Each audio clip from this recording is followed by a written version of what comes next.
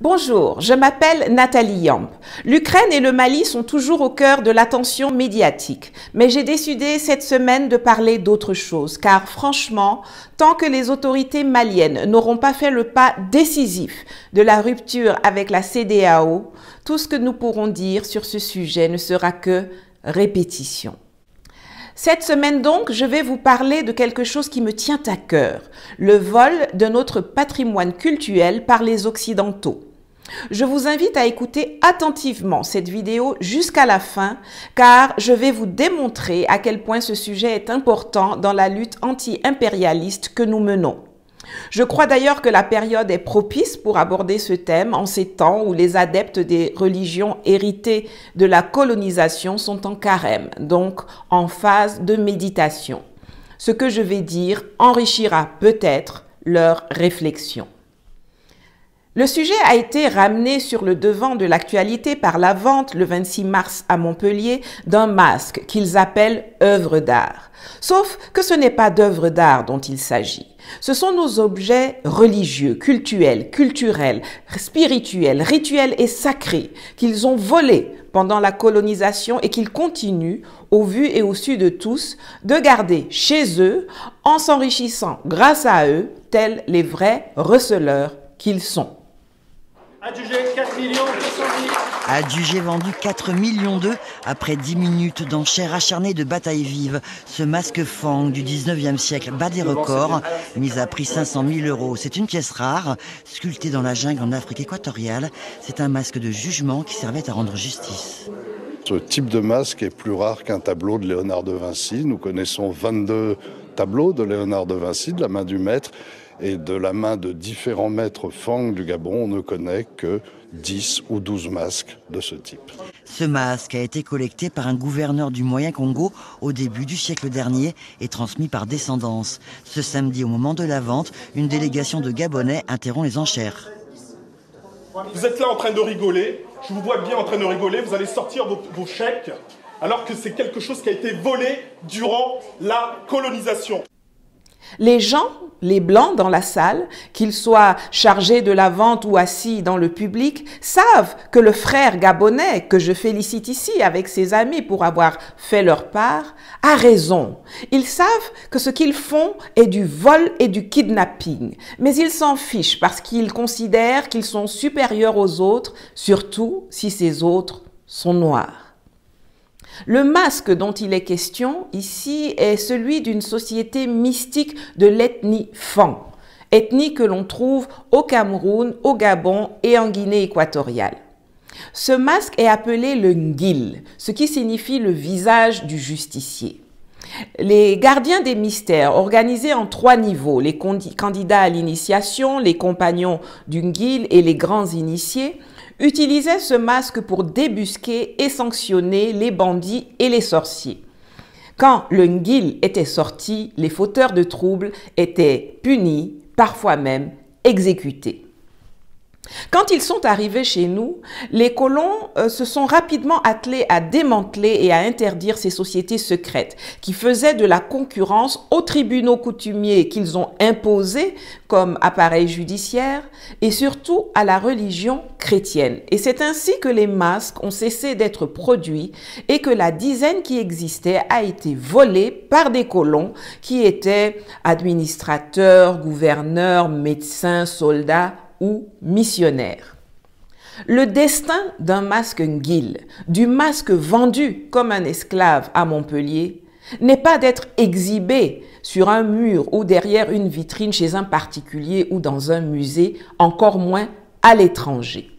Sa destinée, c'est d'être caché et porté uniquement par une personne habilitée à le faire dans le cadre de la régulation judiciaire de la société Fang. Quand vous réfléchissez à ça, vous comprenez la peine des jeunes Gabonais à Montpellier. Moi, je la partage. Et ce que j'ai vu là-bas a encore plus affermi ma colère et ma détermination à combattre l'impérialisme sous toutes ses formes. Il n'y a pas de hasard. Je vous rappelle que c'est à Montpellier que le président sortant français Emmanuel Macron a énoncé au mois d'octobre dernier les termes du nouveau pacte colonial de la culture et que personne parmi les participants présents ou parmi les chefs d'État africains n'a trouvé bon de s'offusquer ou de protester. Bien au contraire, ceux présents dans la salle et sur la scène ont applaudi sous la direction des nouveaux apôtres de la France-Afrique sans cesse réinventés que sont entre autres Achille Mbembe et Claudie Siard. J'ai immédiatement attiré votre attention là-dessus à l'époque. Je vous remets ici le lien de la vidéo d'il y a 6 mois dans laquelle je décryptais la volonté de reconquête néocoloniale agressive formulée par Macron à Montpellier et qui contenait le chapitre de la culture. Allez la regarder à la fin de celle-ci, si ce n'est déjà fait, vous serez édifiés. Les Occidentaux sont des voyous et il n'y en a pas un pour rattraper l'autre. Regardez la France. Quand ils volent nos objets sacrés, ils s'empressent de les faire inscrire dans les collections nationales françaises. Et ils s'arrangent ensuite pour prendre des lois instaurant les principes d'inaliénabilité et d'imprescriptibilité qui rendent difficile, voire impossible, leur restitution à leurs propriétaires légitimes, sauf à faire adopter une autre loi pour les retirer du patrimoine public français auquel ils ont été frauduleusement versés. Ce comportement est contraire à celui qu'on attend d'un pays qui se prétend le plus grand chasseur de biens mal acquis au monde, vous en conviendrez. Et ne croyez pas que la France soit une exception. Ils ont tous des comportements de gangsters. Que ce soit l'Angleterre, championne en la matière, la Belgique, l'Allemagne, les Pays-Bas, ils sont pareils. Les fangs existent toujours. Le besoin de cohésion et de régulation de la justice existe toujours dans notre société. Alors, que font les masques Nguil portés par nos ancêtres à Montpellier ou chez la milliardaire française Liliane Bettencourt qui en a acheté un à 5,75 millions d'euros ou encore dans les musées européens ou américains? Qu'est-ce que le trône sacré Manduyenu du roi Bamoun fait au musée ethnologique de Berlin depuis 1908 alors qu'il y a un roi Bamoun en exercice au Cameroun? Qu'est-ce que la statue de la reine-mère Ngonso, volée par le commandant allemand Kurt Pavel lors d'une expédition punitive en 1902, fait dans le même musée alors que le peuple Nso a besoin de sa guide spirituelle à Kumbo au Cameroun? Qu'est-ce que la grande statue du dieu Gou et le plateau de divination Gedegbe font au Quai Branly alors que la culture et la religion vaudoune ainsi que la spiritualité Fa sont pratiquées au Bénin? Les objets en question n'ont pas été fabriqués pour être dans des musées ou dans des collections privées européennes. Ils ont été fabriqués pour être utilisés dans des circonstances précises en Afrique. Les attributs de chefferie et de royauté sont des artefacts d'exercice du pouvoir. Les statues destinées au culte et les masques initiatiques sont des outils du savoir pour l'apprentissage et pour la pratique par les grands initiés et aussi des instruments de dialogue avec l'autre monde en créant des liens avec nos divinités et les esprits de nos ancêtres. Même si ces objets ne reviennent pas dans leur rôle cultuel originel, ils sont des supports pour que chaque peuple puisse raconter et connaître son histoire. Pour connaître et raconter l'histoire des Fangs, aujourd'hui, je dois aller demander et payer un visa Schengen ou un visa américain qu'on me refusera 9 fois sur 10, payer un billet d'avion, payer une chambre d'hôtel, payer un ticket d'entrée au musée et après, le peuple Fang ne reçoit même pas 1 centime de tout cet argent généré par ce parcours du combattant. Et il y en a qui trouvent ça normal. Pourquoi acceptons-nous que ce soit les autres qui s'arrogent le droit de décider ce que ces objets vont devenir, lesquels peuvent revenir, dans quelles conditions ils doivent être conservés, alors qu'au départ, avant que les colons n'arrivent chez nous, ces objets avaient déjà des fonctions et des utilisations. Pourquoi? Ce sont eux qui décident ce qu'ils veulent bien nous rendre. Pardon, nous prêter. Et même quand ils le font, c'est comme pour nos terres. Ils ne les remettent pas à ceux à qui ils les ont arrachées ou à leurs descendants ou ayant droit.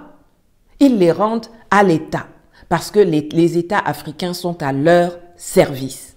Pourtant, quand les nazis et leurs collabos français ont pillé les collections des Juifs pendant la guerre, ils ne les ont pas conservées tranquillement à la fin des hostilités. On n'a pas non plus rendu cela à l'État d'Israël en disant « Tenez, c'est pour vous ». On a cherché et puis on a rétrocédé les objets volés aux propriétaires, aux familles, aux individus. 17 pays alliés, dans ce qui est présenté comme la Déclaration solennelle de Londres, ont signé le 5 janvier 1943 les fondements de l'organisation des restitutions des biens appréhendés lorsqu'ils avaient été pillés ou même vendus de manière en apparence légale. La France, complice du Troisième Reich, avait institué un ensemble de lois antisémites organisant l'arianisation et qui justifiaient donc la dépossession des Juifs. La même méthode qu'ils ont utilisée pour donner une protection légale à leurs pillages coloniaux en Afrique et en Asie. Eh bien, De Gaulle, dès la fin de la Deuxième Guerre mondiale, signe l'ordonnance 45-770 du 21 avril 1945 portant sur la nullité des actes de spoliation accomplis par l'ennemi, qui donne des définitions très précises de la spoliation, de la vente sous contrainte, qui déclare la nullité des ventes et organise les restitutions dans des délais très courts, sans procédure coûteuse. Cette ordonnance est encore en vigueur aujourd'hui et elle a permis jusqu'à récemment à des ayants droit de récupérer leurs biens. La justice française ordonne la restitution d'un tableau de maître aux descendants de son propriétaire, spolié par le régime de Vichy pendant la guerre. La cueillette de Camille Pissarro appartient depuis 22 ans à un couple d'Américains, mais avant la guerre, il faisait partie de la collection de Simon Bauer. Son petit-fils a réagi au jugement. Vous savez, moi j'ai surtout pensé à mon grand-père qui avait déposé plainte en 1945 en sortant du camp de Drancy et que la plainte a été déposée, a été classée sans suite. Ce jugement de 2018 a été définitivement confirmé par la Cour de cassation le 1er juillet 2020. Alors, pourquoi les Occidentaux refusent-ils d'adopter la même attitude, procédure et célérité avec nous? Pourquoi la rétrocession du patrimoine pillé en Afrique est-elle inenvisageable pour eux? Pourquoi n'interroge-t-on pas les tenants des cultes africains, les tribus, les clans, les communautés villageoises pour établir avec certitude la question de la propriété et l'importance de certains de ces objets? La réponse est simple. Parce qu'ils nous considèrent comme des zéros, des moins que rien, et que nous les laissons faire. C'est eux qui décident, avec leur condescendance habituelle, ce qu'ils veulent bien nous rendre, que dis-je, nous prêter, en dictant leurs conditions. Ainsi, parmi la centaine de milliers d'objets volés en Afrique, la France n'a procédé à ce jour qu'à la rétrocession à l'État sud-africain en 2002 de la dépouille de Saartjie Baartman, exhibée, exploitée, humiliée de son vivant et qui, même morte, demeura pendant 2 siècles kidnappée, disséquée, jetée en pâture, dont les organes génitaux étaient exposés dans un bocal au musée de l'Homme à Paris. Il s'agit de la Vénus Hottentote, morte en 1816. Eh bien, sa dépouille mortelle vient d'être rendue officiellement à l'Afrique du Sud après avoir passé près de 30 ans au musée de l'Homme à Paris. C'est le résultat de plusieurs années de bataille. Saartjie Baartman, mieux connue comme la Vénus Hottentote, n'avait que 27 ans quand elle est morte. C'était en 1816, après avoir été exhibée en Angleterre et en France comme une bête de foire et un objet de curiosité sexuelle. Si son corps a traversé les siècles, c'est toujours en étant exhibé, mais cette fois-ci dans un musée d'histoire naturelle de Paris. Le moulage de son corps et son squelette y sont restés exposés jusqu'en 1974. Saartjie Baartman est devenu un symbole pour le peuple sud-africain. le symbole d'un pays qui a besoin d'être confronté et de connaître son passé. À l'État sénégalais, du sabre du fondateur de l'Empire tout couleur Omar Tall, et à l'État béninois de 26 pièces parmi les milliers du trésor du roi Béhanzin pillé par l'armée française lors de la mise à sac du palais d'Abomey en 1892. Pour cela, une loi spéciale a été adoptée en 2020. Vous remarquez la perversité de la chose. Pour les Juifs, on a pris une loi générale qui permet aux tribunaux, saisis par les familles lésées, d'agir vite et autorise une rétrocession non conditionnée accélérée. Mais pour les Africains, on a pris une loi générale qui empêche la restitution, dont la demande doit être émise par les États, sauf à ce que le Parlement français et non les tribunaux statuent en la matière. Genre, chaque objet devra obtenir le vote d'une loi spéciale avant d'être rendu. La plupart du temps, une fin de non-recevoir est opposée ou alors on accepte avec insolence de nous prêter ce qui nous appartient, comme avec le franc CFA et l'aide au développement où c'est notre propre argent qu'ils viennent nous prêter et qu'on leur rembourse ensuite avec des taux d'intérêt sonnants et trébuchants. Si encore la présence de ces butins de guerre servait à permettre aux générations de citoyens occidentaux de prendre conscience de la vraie histoire coloniale de leur pays. Mais non. Vous allez fouiller les livres d'histoire que l'on enseigne dans les écoles en France, vous ne trouverez aucune trace de la barbarie avec laquelle les colons français ont brûlé, tué, égorgé les populations et indépendantistes camerounais, ou affamé, torturer et liquider les travailleurs centrafricains parce qu'ils refusaient de construire le chemin de fer au Congo-Ouara dans des conditions de violence extrême. Vous fouillez les livres d'histoire que l'on enseigne dans les écoles de Belgique, vous ne trouverez aucune évocation des milliers de Congolais, adultes comme enfants, dont les mains ont été tranchées parce qu'ils ne produisaient pas assez de richesses pour l'un des plus grands barbares de l'histoire de l'inhumanité. Le roi belge Léopold II, qui avait annexé tout un pays comme sa propriété personnelle et a fait exterminer 10 millions de personnes. Pour s'assurer que leurs soldats utilisent ces balles pour tuer des gens, les officiers leur imposent cette règle. Une cartouche utilisée égale une personne tuée égale une main coupée. Une main coupée pour preuve d'une balle tirée. Comme celle de Yola, cette petite fille. Des soldats voulaient prouver qu'ils avaient utilisé une balle pour tuer un ouvrier. À côté d'elle, Mola, amputée parce que les soldats avaient serré trop fort ses liens. Quant à Ipongi, des soldats l'ont amputée pour punir son village qui n'avait pas atteint son quota de caoutchouc. Vous allez fouiller les livres d'histoire que l'on enseigne dans les écoles des Pays-Bas. Vous chercherez en vain les détails des atrocités commises par les colons hollandais et les Boers en Afrique du Sud. Vous allez fouiller les livres d'histoire que l'on enseigne dans les écoles d'Allemagne.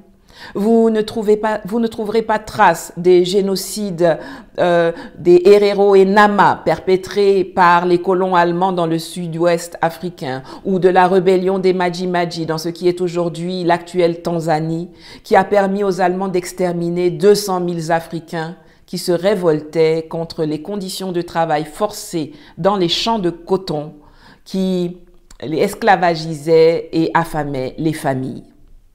Mais quand il s'agit de s'agripper à notre patrimoine culturel pour permettre de diffuser une version édulcorée des horreurs de la colonisation et de rabaisser les Africains, là, ils sont présents.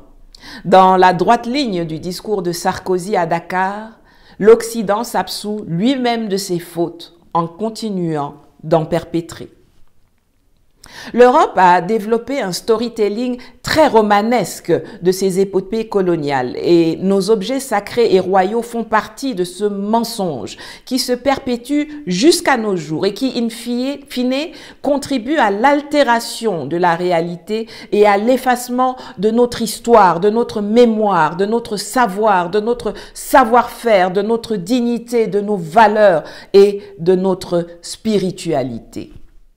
Parce qu'ils ont décidé d'instaurer le christianisme, Ils ont interdit et dénigré nos rites, les ont qualifiés de diaboliques et de sorcellerie, ont détruit et pillé nos objets de culte ou de royauté, les ont mis dans des cantines et sont allés les exposer comme butin de guerre dans leurs salons et leurs musées et s'enrichir avec.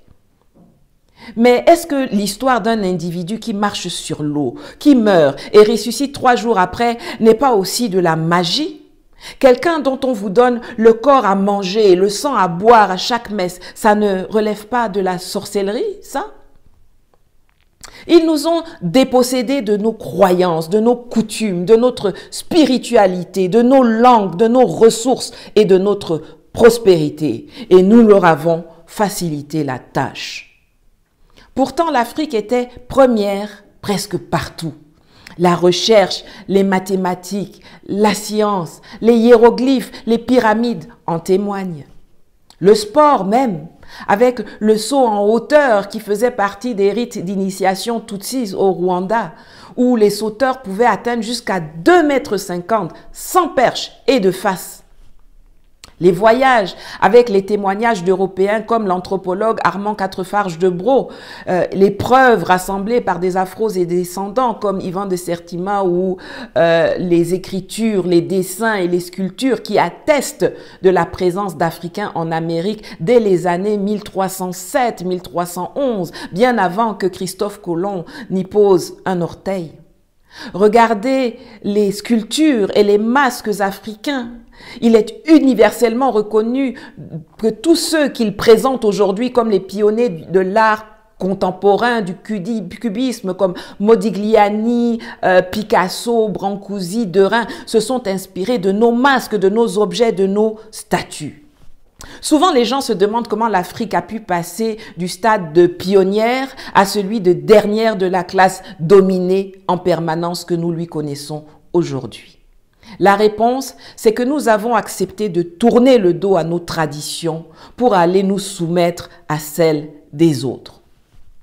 Tous les jours, on est fourré dans les églises, dans les temples, dans les mosquées, à adorer les dieux des autres, à prier pour une vie meilleure dans l'au-delà avec plus de zèle que les propriétaires même de la religion, au lieu de lutter pour améliorer notre quotidien. Or, ceux-là même qui ont créé les religions, eux, leur obsession, c'est de se bâtir une vie confortable sur cette terre.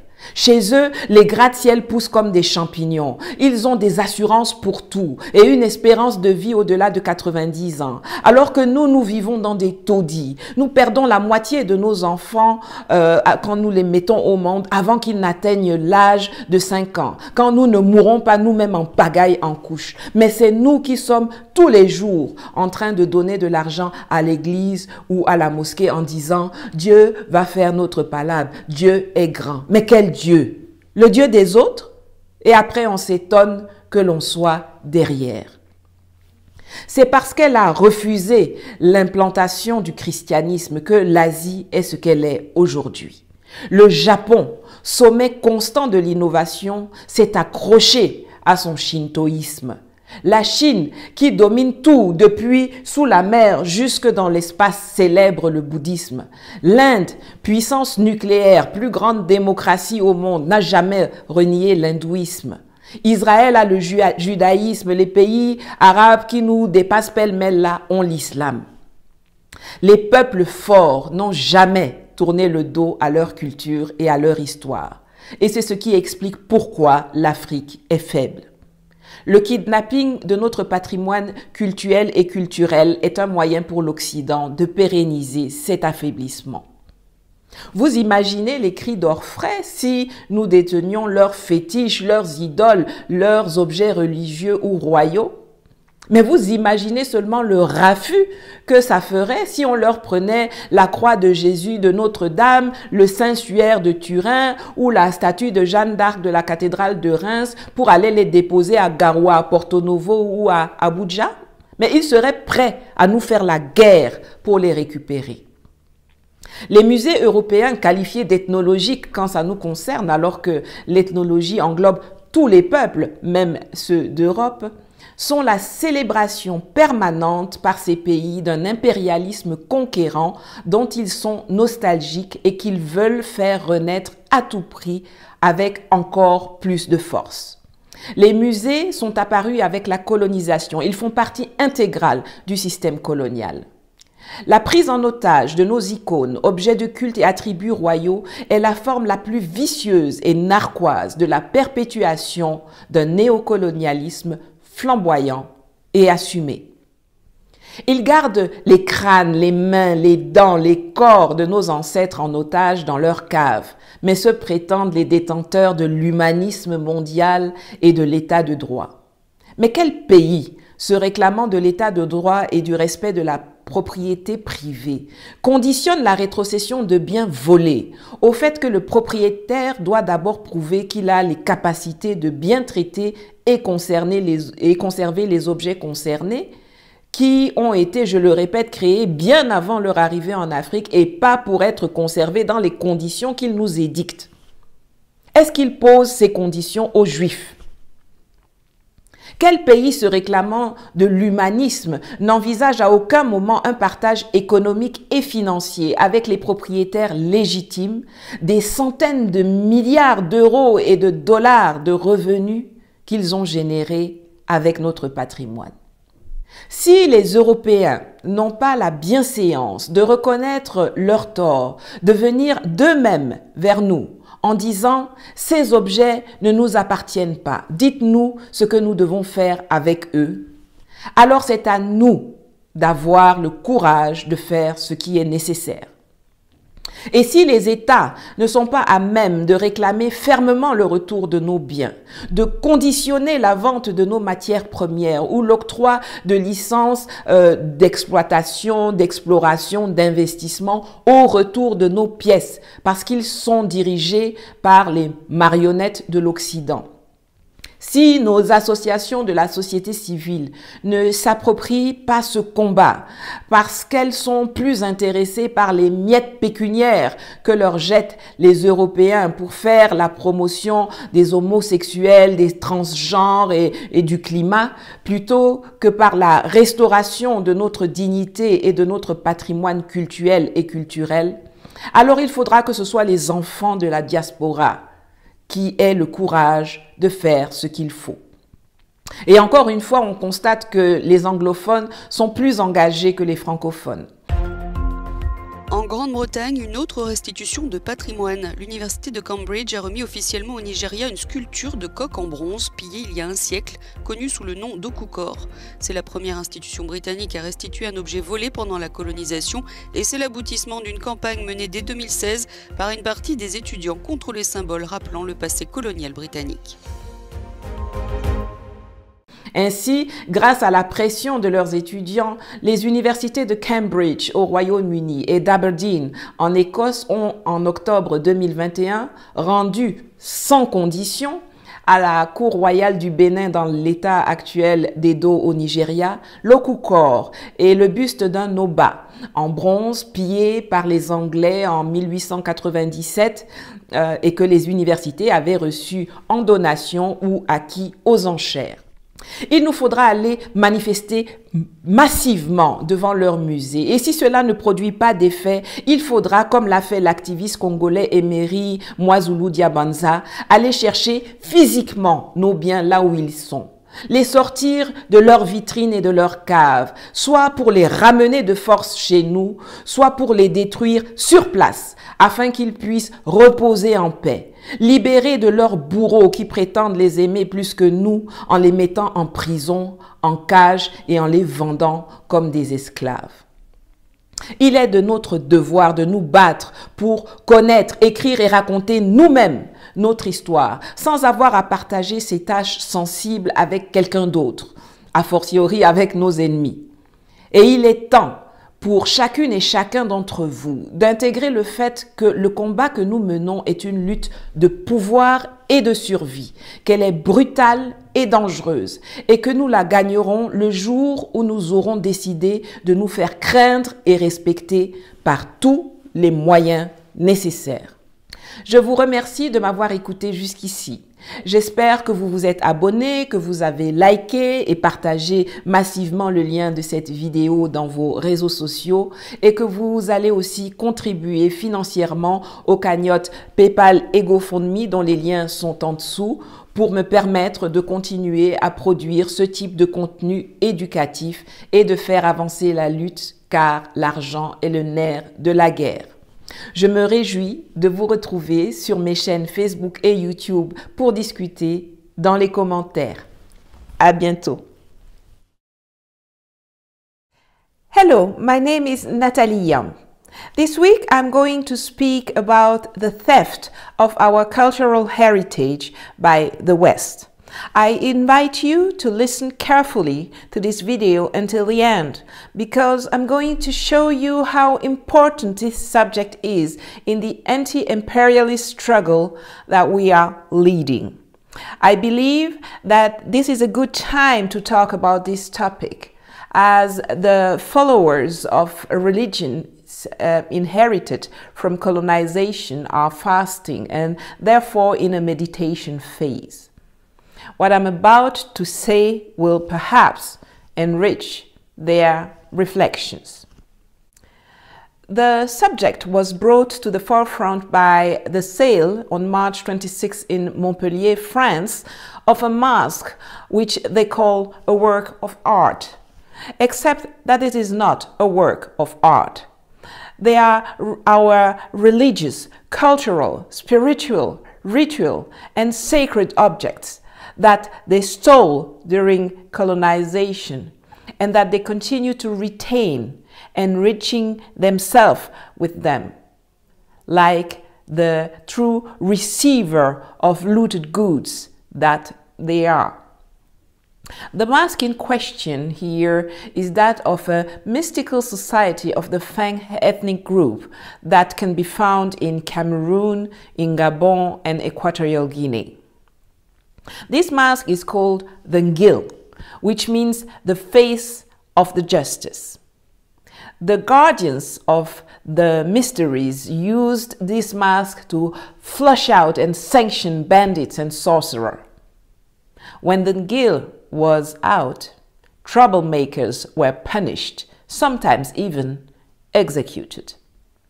When the colonists arrived, they quickly dismantled and banned these secret societies, which competed with the customary courts they had imposed as a judicial system, and especially with the Christian religion.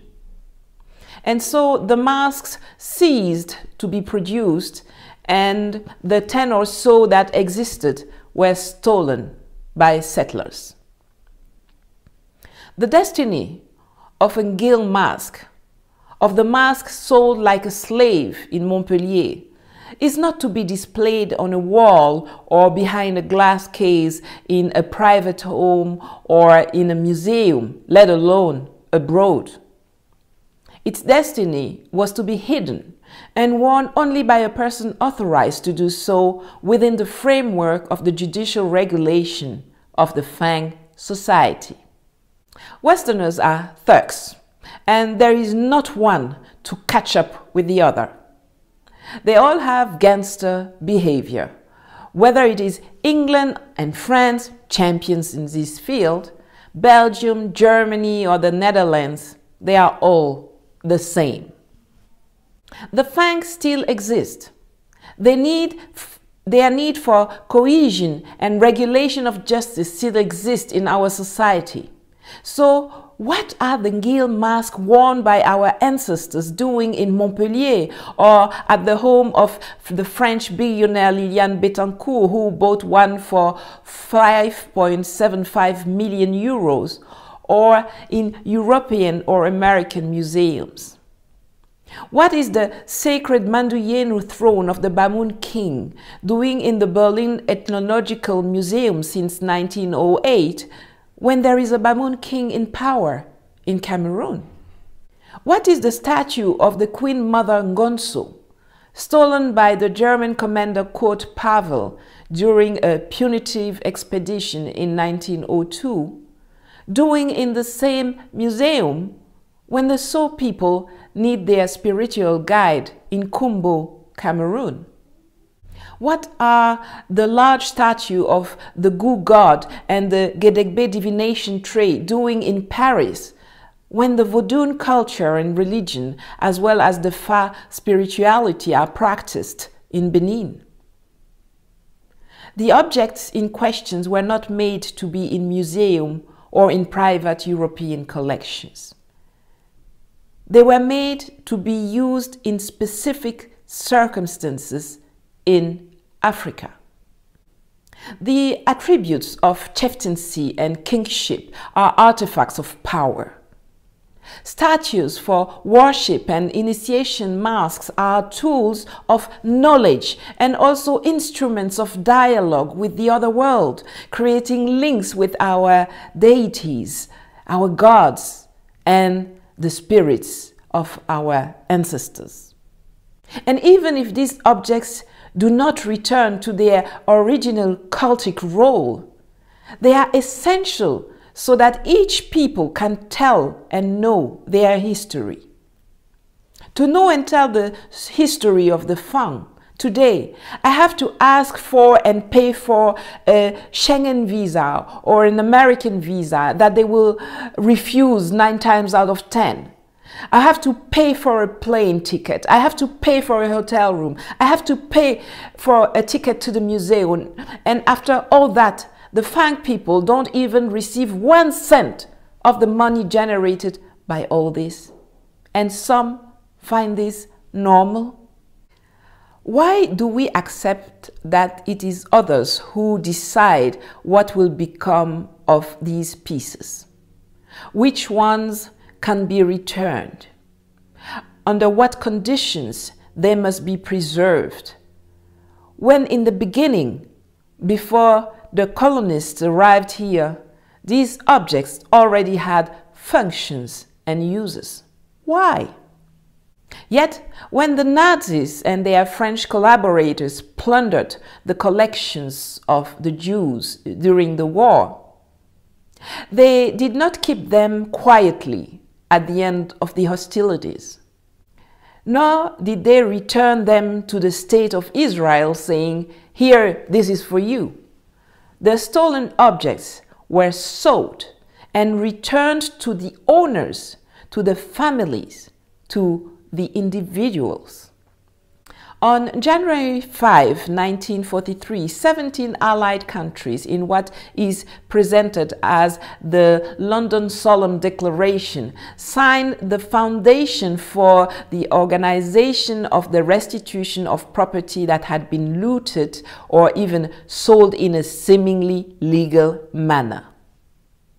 France, an accomplice of the Third Reich, had voted a set of anti-Semitic laws organizing Aryanization and thus justifying the dispossession of the Jews. The same method they are using to give legal protection to their colonial plunder in Africa and Asia.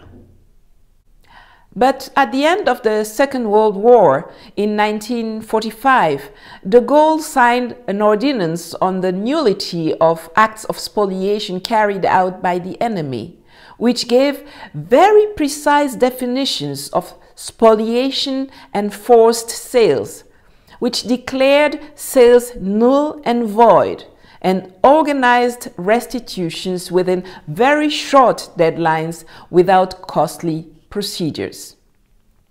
This ordinance is still in force today, and until recently, it has allowed rightful claimants to recover their property.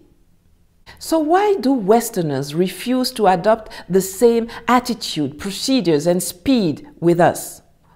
Why is the retrocession of the plundered heritage in Africa unthinkable for them?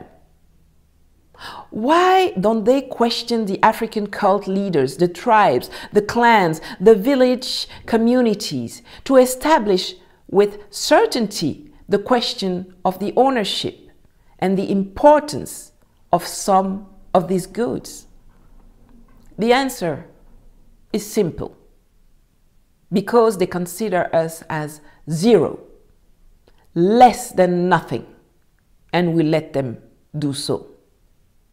Thus, among the hundreds of thousands of objects stolen in Africa, France has only proceeded to this day to the retrocession of 28 of them. You notice the perversity of the thing. For the Jews, a general law was passed that allows the courts seized by the families and descendants to act quickly and to permit an accelerated, unconditional retrocession. But for the Africans, a general law was passed that prevents restitution unless the French Parliament, and not the court, rules on the matter. Likewise, each object must be requested by a state and will have to obtain the vote of a special law before being returned. Most of the time, they refuse, and they arrogantly accept to lend us what belongs to us. If only the presence of these spoils of war served to make generations of Western citizens aware of the true colonial history of their country. But no. If you look at the history books taught in French, Belgian, Dutch, or German schools, you will find not any trace of the barbarity with which the French colonists burnt, killed, slit the throats of the Cameroonian populations and independence fighters.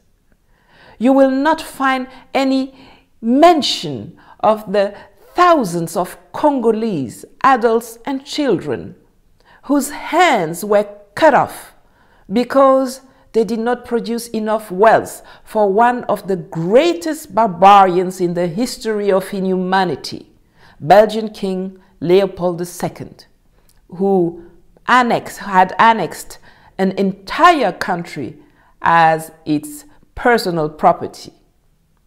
Neither of the atrocities committed by the Dutch settlers and the Boers in South Africa, nor of the genocide of the Herero and Nama, or of the extermination of the Maji-Maji committed by the Germans in what is now Namibia and Tanzania. But when it comes to clinging to our cultural heritage in order to spread a watered-down version of the horrors of colonization and to belittle the African people, there they are. Europe has developed a very romantic storytelling of its colonial epics, and our sacred and royal objects are part of this lie, which is perpetuated until today and which contributes to the alteration of reality, to the erasure of our history, our memory, our knowledge, our know-how, our dignity, our values, and our spirituality. Because they decided to establish Christianity, they banned and denigrated our rights, called them diabolical and witchcraft. They destroyed and looted our objects of worship and royalty. But isn't the story of a person who walks on water, dies and comes back to life 3 days later also magic? Someone whose body is given to you to eat and whose blood is given to you to drink at every Mass. Isn't that witchcraft? They have robbed us of our beliefs, our customs, our spirituality, our languages, our resources, and our prosperity. And we made it easy for them. Yet, Africa was first almost everywhere. Research, mathematics, science, ancient Egypt testifies to this. The sculpture, the art. Look at the African masks. It is universally recognized that all those whom they present today as the pioneers of contemporary art, of cubism, such as Modigliani, Picasso, Brancusi, Derain, were inspired by our masks, our objects, our statues. People often ask how Africa was able to go from being top of the class to being the last, the permanently dominated that we know today. The answer is that we have accepted to turn our backs on our tradition and to submit to those of others. Every day, we are stuffed into church, temples, and mosques, worshipping other people's gods, praying for a better life in the hereafter, with more zeal than the very owners of these religions, instead of fighting to improve our daily lives. Meanwhile, the obsession of those who have created those very religions is to build themselves a comfortable life on this very earth.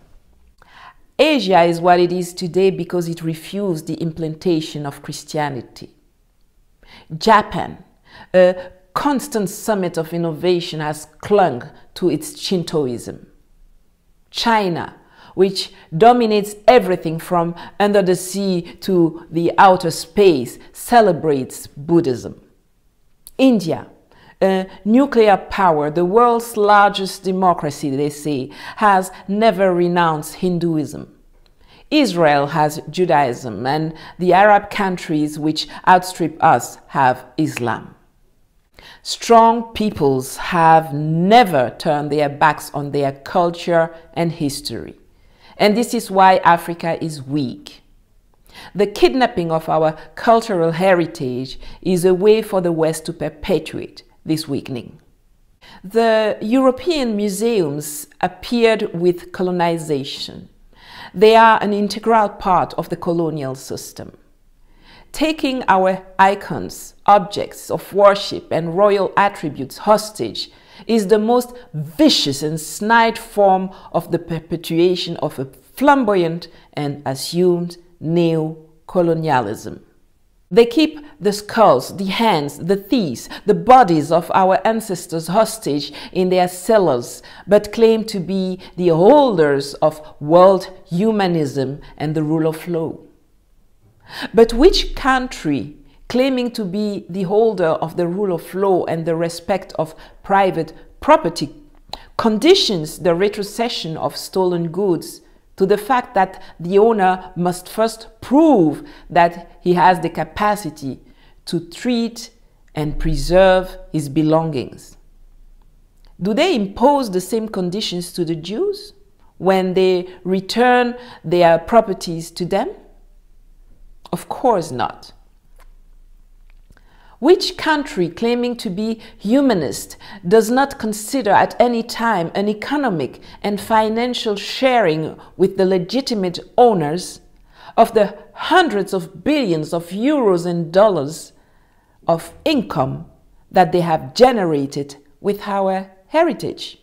If the Europeans do not have the decency to acknowledge their wrongs, to come to us themselves and say, look, these objects do not belong to us, tell us what to do with them, then it is up to us to have the courage to do what is necessary.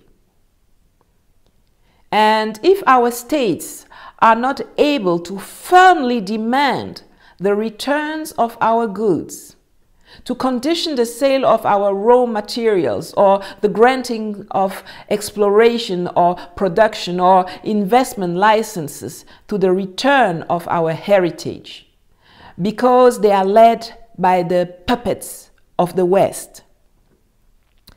If our civil society associations do not take ownership of this struggle, because they are more interested in the financial crumbs thrown to them by the Europeans to promote homosexuals, transgenders, and the climate, rather than the restoration of our dignity and our cultural and religious heritage. Then it will have to be the children of the diaspora who will have to have the courage to do what is necessary. Once again, we see that Anglophones are more committed than Francophones.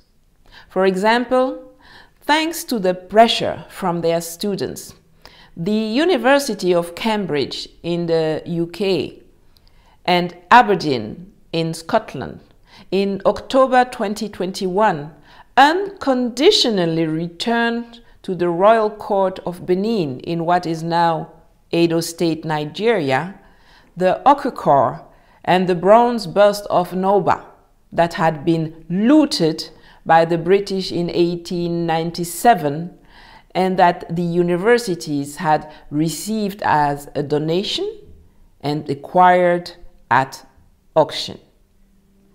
We will have to massively protest in front of their museums and during their auctions. And if that doesn't help, we will have to take our belongings out of their showcases and cellars, either to bring them back home or to destroy them on the spot, so that they can eventually rest in peace, free from their executioners who pretend to love them more than us by pulling them in prison, in cages, or by selling them like slaves. It is our duty to fight, to learn, to write, and to tell our own history without having to share these sensitive tasks with anyone else, let alone with our enemies. And it is for each and every one of us to understand that we are in a struggle for power and survival, that it is brutal and dangerous, and that we will win it the day we decide to make ourselves feared and respected by any means necessary. Thank you for listening to me so far.